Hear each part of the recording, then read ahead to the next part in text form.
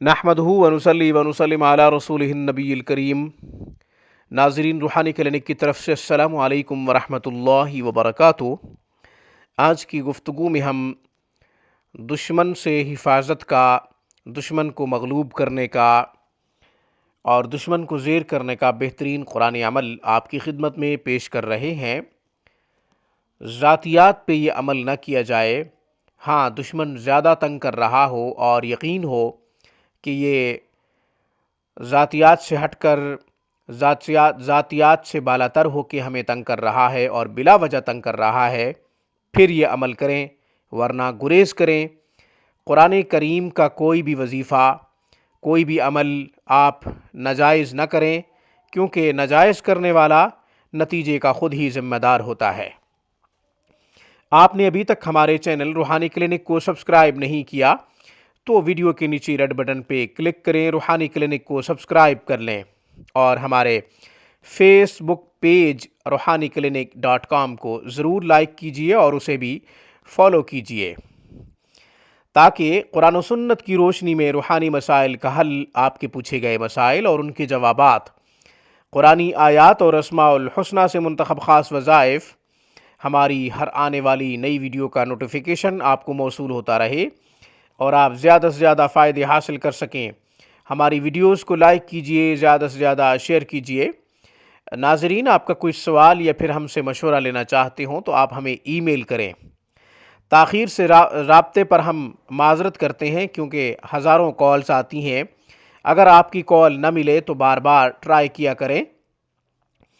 Online तजवीद के साथ कुरान करीम पढ़ना आपका मकसद हो, हुरूफ की तस्हीह, अल्फाज की दुरुस्तगी करना चाहते हों, कुरान करीम खुद पढ़ना चाहते हों या फिर अपने बच्चों को पढ़ाना चाहते हों, तो आप दुनिया के किसी भी कोने से हमसे रब्ता कर सकते हैं। ऑनलाइन क्लासेस के लिए हमारा बेहतरीन आला तालीम याफ्ता तजर्बाकार मेल फ़ीमेल स्टाफ दिन रात कुरान करीम जैसी अजीम खिदमत के लिए मसरूफ़ अमल है। नाज़रीन, याद रखें, आपके बच्चों की सीरत व किरदार की तामीर और उनकी तरबियत पर खुसूसी तवज्जो देना हमारी अव्वलीन तरजीह है। ऑनलाइन क्लासेस के लिए हमसे कांटेक्ट कीजिए हमारी स्काइप पे या फिर हमें कॉल करें हमारे व्हाट्सअप नंबर पे। WhatsApp number 0305642539 0305 6425 397। डायरेक्ट कॉल करने के लिए नंबर 03216719 नाज़रीन, आपको यकीन है कि आपका कोई दुश्मन, चाहे उसका आपको नाम आता है या नहीं आता, आपको बिला वजह तंग कर रहा है, मुख्तलिफ हरबों से जादू करके तंग कर रहा है या फिर हसद करके मुख्तलिफ लोगों में आपके बारे में बदगुमानियाँ पैदा कर रहा है, रिश्तेदारों में आपको डिग्रेड कर रहा है या फिर आपको किसी भी तरह मिसबिहेव कर रहा है। मिसबिहेव, तौहीन आमेज़ अल्फाज इस्तेमाल करके आपकी इज़्ज़त पे आँच आती है, उसकी वजह से बहरहाल सबब कोई भी हो, दुश्मन दुश्मनी करने पर जब उतर आता है तो फिर ना तो ज़बान रुकती है और ना फिर कोई और हरबा रुक सकता है। बहरहाल दुश्मन से बचने के लिए, दुश्मन को मगलूब करने के लिए, दुश्मन से हिफाजत के लिए और दुश्मन से अपनी इज़्ज़त महफूज करने के लिए बेहतरीन अमल आपकी खिदमत में पेश कर रहा हूँ। अमल बहुत आसान है। सूरतुल लहब पारा नंबर 30 में है। सूरतुल लहब कुरान करीम में ये सूरत अबू लहब की हलाकत के बारे में उतरी है।